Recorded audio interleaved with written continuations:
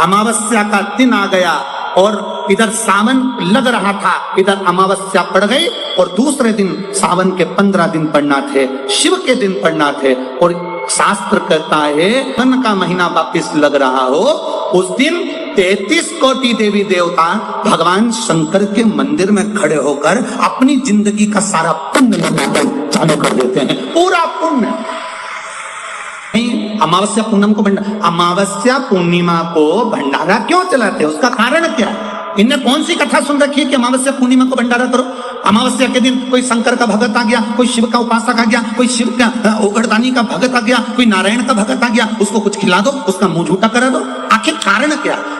बड़े बड़े घरों में ब्राह्मणों को निमंत्रण दिया जाता है, अमावस्या है पंडित जी आ जाना, भोजन कर जाना, पूर्णिमा है पंडित जी आ जाना, भोजन कर जाना, पूर्णिमा के दिन कथा कर जाना, अमावस्या के दिन कथा कर जाना। अमावस पूनम का ऐसा योग क्यों बनता है? उसका कारण केवल एक, शिव महापुराण की कथा कर रही है। अमावस्या का दिन था, दूसरे दिन सावन का महीना वापिस चालू, श्रावण वापिस चालू होना था। दोनों का जब संजोग होता है, सावन का जब संजोग होता है, आपको कथा में भी पहले कहा, मेहमान तुम्हारे यहाँ रहते हैं जब तक बच्चों को कुछ नहीं देते हैं। मेहमान जिस दिन जाते हैं 200-500 रुपए बच्चों को दे जाते हैं। और सावन का वापिस मध्य का प्रारंभ का दिन वापिस हो जाता है, जब होगा सावन वापिस चालू होगा, उस दिन 33 कोटि देवता, यक्ष, गंधर्व, देवता, पितर सब उस दिन लुटाते हैं, संपदा देते हैं, बेबहू देते हैं। और उस दिन भूल से भी अगर एक कनेर का फूल शंकर भगवान पर चढ़ जाता है तो जिंदगी का सारा भंडार हमारा भर जाता है। एक पुष्प, कनेर देखा है? पंचपुष्प शिव महापुराण की कथा बाकी है पहले, उसमें कनेर के फूल का भी दर्शन कराया था। ये रोड के ज्यादातर लोग ये कनेर का जो फूल है ना रोड के बीच में लगा देते, क्योंकि उसको जानवर भी नहीं खाता, पशु भी नहीं खाता, पक्षी भी नहीं खाता, जहरीला इतना होता है, पीले कलर का होता है, लंबा, काम भी कुछ नहीं आता, बस वो कनेर का फूल। और आंधी तूफान पानी गिरता है तो जमीन पे टपक जाते, ढेर सारे गिर जाते। देखे कि देखे? अरे बोलो तो जम के देखा है ना? उसको बकरी भी नहीं खाए, पशु भी नहीं खाए, पक्षी भी नहीं खाए, जानवर भी नहीं खाए, जहरीला कनेर का पीला पुष्प। भूलवश आज राजा नल और दमयंती जा रहे थे, उनको फूल नहीं मिले, शिव जी को समर्पित करने के लिए कोई पुष्प ना मिला। इनको अंदाजा नहीं है क्या दूसरे दिन सावन का वापिस मिलन है, इनको नहीं ज्ञात था कि 33 कोटि देवता अपना भंडार लुटाने के लिए तैयार रहते हैं। 33 कोटि देवता भूलवश चढ़ गया, भूलवश अनायास, मालूम नहीं है कि कनेर का पुष्प चढ़ गया। अब इनको पुष्प ना मिला, पुष्प ना मिला, ना मिलने पर इन्होंने देखा मार्ग से जाते जाते इस पुष्प पर ना पक्षी बैठ रहा है, ना पशु बैठ रहा है, ना इसको कोई खा रहा है, ना कोई जान रहा। पुष्प देखा, कनेर का पुष्प सम्मुख था, छीना और उठाकर उस दमयंती ने अपने पति नल को दिया। नल ने वो पुष्प देवाधिदेव महादेव को समर्पित किया। समर्पित करा हुआ पुष्प नीचे गिर गया, नीचे गिरा तो वो गिरता हुआ पुष्प अशोक सुंदरी वाली जगह पर जाकर टिक गया। तब अशोक सुंदरी ने देवाधिदेव महादेव से कहा, पिताजी इसने पुष्प मुझे दिया है। शिव कहते हैं ये पुष्प जो मुझे प्राप्त हुआ था मैंने तुझे दिया था, ये स्थान देवी का हस्त कमल है। आज का दिन 33 कोटि देवता अपना भंडार, अपना पुण्य मनुष्य को देते हैं, इसलिए आज तुम पुण्य दीजिए।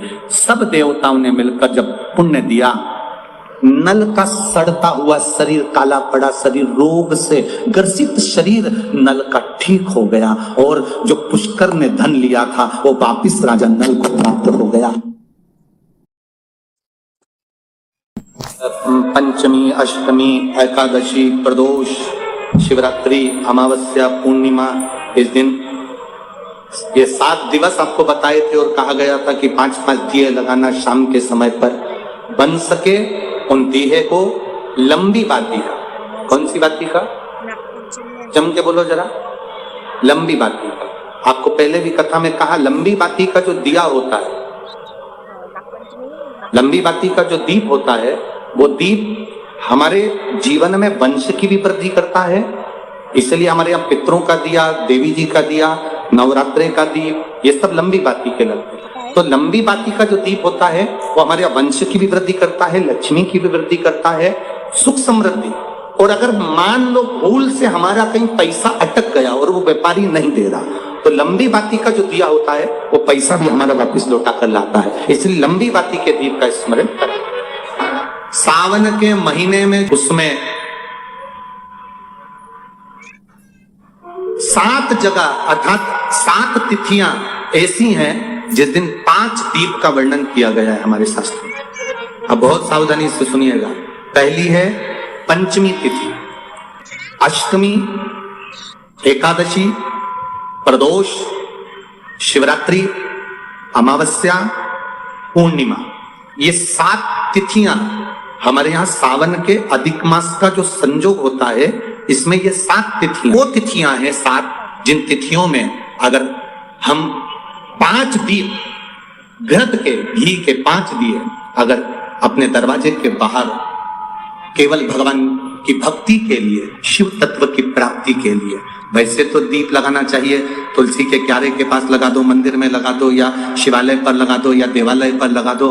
और इस कीचड़ पानी में अगर कहीं ना जा पाओ, अगर पानी वानी बरस रहा है, जगह जगह बहुत पानी है, भले इधर क्षेत्र में इतना ना दिख रहा हो पर अन्य क्षेत्रों में बहुत पानी है, तो कोई ना जा पाए तो भगवान का स्मरण कर कर उन दीप को भगवान के सामने प्रज्वलित कर कर 5 दिए इन तिथियों में, पंचमी, अष्टमी, एकादशी, प्रदोष, शिवरात्रि, अमावस्या और पूर्णिमा, जो सावन के महीने तिथियों पर जो 5 दीप भगवान के सामने प्रज्वलित कर कर अपने दरवाजे के पास में बाहर की ओर रख देता है, उसके घर में कभी रोग, बीमारी और लक्ष्मी की कोई कमती नहीं होती, उसका जीवन सार्थक हो जाता है।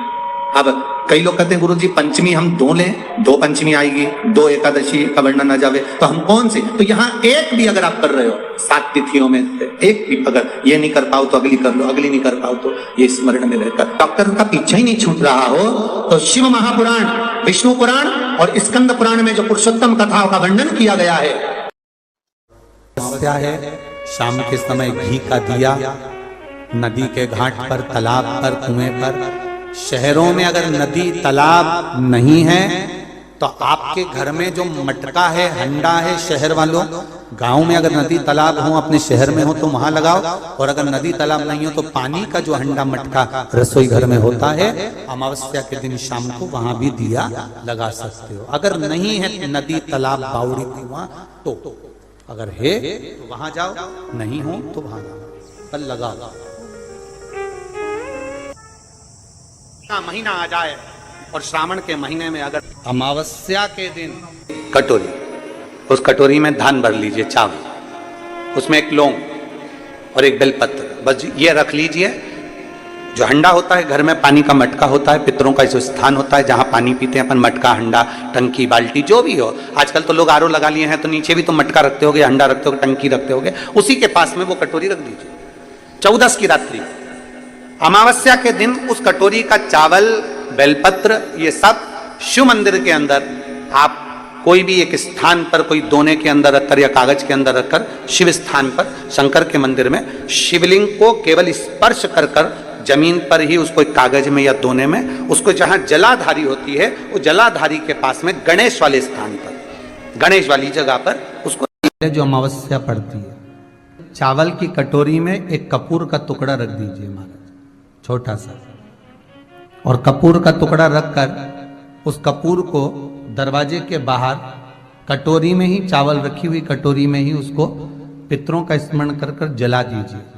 और जलाने के बाद उस चावल को कहीं भी किसी भी वृक्ष की छांव में पक्षियों के लिए डाल दीजिए।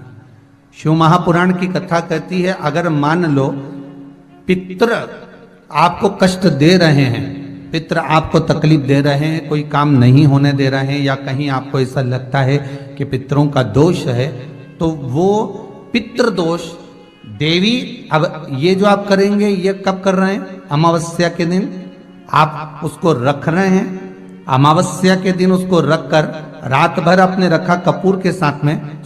मान लो आपको कोई ब्राह्मण देवता ने कहा कि आपके यहाँ पितृ दोष है, तो आपको घबराना नहीं है कि महाराज जी मुझे क्या करना पड़ेगा, पितृदोष है। एक चावल का दाना घर में से लीजिए, हथेली पर रखिए, पानी का जो मटका होता है, हंडा होता है, पानी का जो मटका है, हंडा है, जहां पर रसोई घर में तुम पानी रखते हो, उस हंडे के पास में, मटके के पास में उस चावल के दाने को लेकर जाइए, अपने पितरों का स्मरण कर स्वधा स्वधा स्वधा स्वधा स्वधा 5 बार बोलकर शंकर भगवान के शिवलिंग पर, तुम्हारे घर में शिवलिंग हो तो घर में, और अगर मंदिर में शिवलिंग हो तो मंदिर में, उस चावल के दाने को चढ़ा दीजिए। कैसा भी पितृदोष होगा समाप्त हो।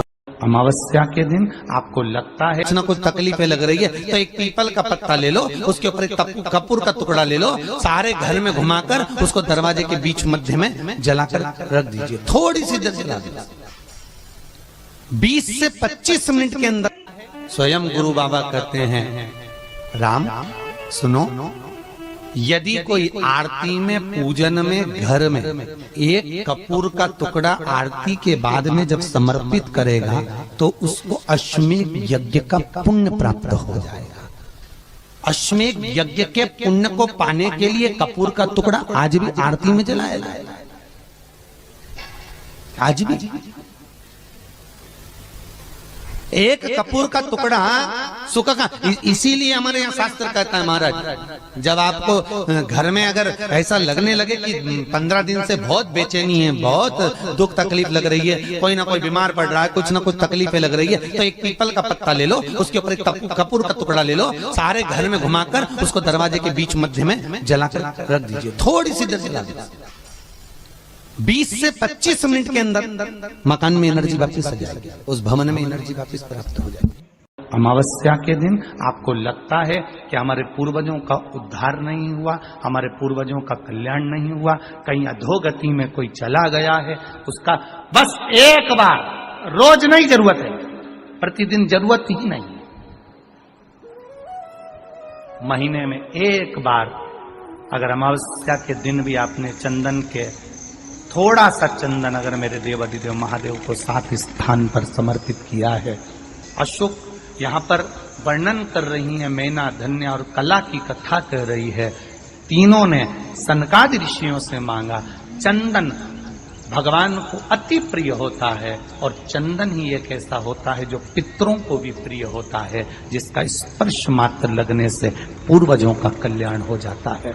वो चंदन का 7 स्थान शिवलिंग के बताए हैं, जहां पर भूल से भी अगर कोई चंदन की उंगलियां लगा देता है, 7 स्थान ऐसे हैं जहां चंदन की मात्र उंगलियां लगा देने से ही शिव पितृलोक के पितरों को मुक्ति प्रदान करके वैकुंठ लोक का निवास दे देते हैं। 7 स्थान,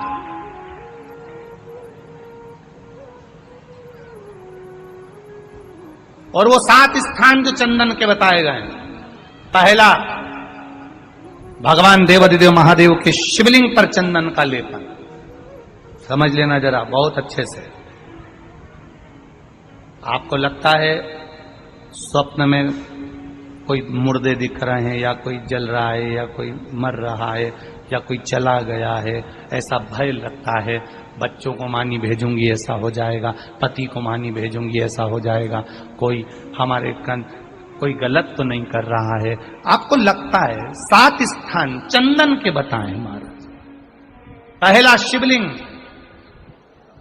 दूसरा जहां गणेश जी का स्थान है, मालूम है ना सबको, जम के बोलो जरा, मालूम है ना सबको, जहां गणेश जी का स्थान है वहां अलग से गणेश जी बैठे, वहां नहीं, शिवलिंग में जलाधारी के ठीक सामने, राइट में गणेश, लेफ्ट में कार्तिकेय, बीच में अशोक सुंदरी।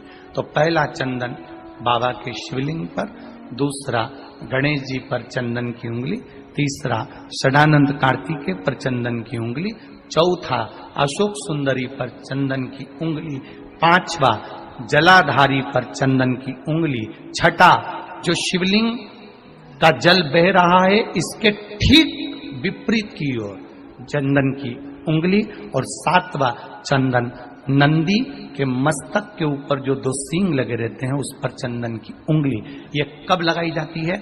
या तो अमावस्या के दिन आपको लगता है कि हमारे पूर्वजों का उद्धार नहीं हुआ, हमारे पूर्वजों का कल्याण नहीं हुआ, कहीं अधोगति में कोई चला गया है, उसका बस एक बार, रोज नहीं जरूरत है, प्रतिदिन जरूरत ही नहीं, महीने में एक बार अगर अमावस्या के दिन भी आपने चंदन के थोड़ा सा चंदन अगर मेरे देवाधिदेव महादेव को 7 स्थान पर समर्पित किया है। अशोक यहाँ पर वर्णन कर रही है, मैना, धन्य और कला की कथा कह रही है। तीनों ने सनकादि ऋषियों से मांगा। चंदन भगवान को अति प्रिय होता है और चंदन ही एक ऐसा होता है जो पितरों को भी प्रिय होता है, जिसका स्पर्श मात्र लगने से पूर्वजों का कल्याण हो जाता है। वो चंदन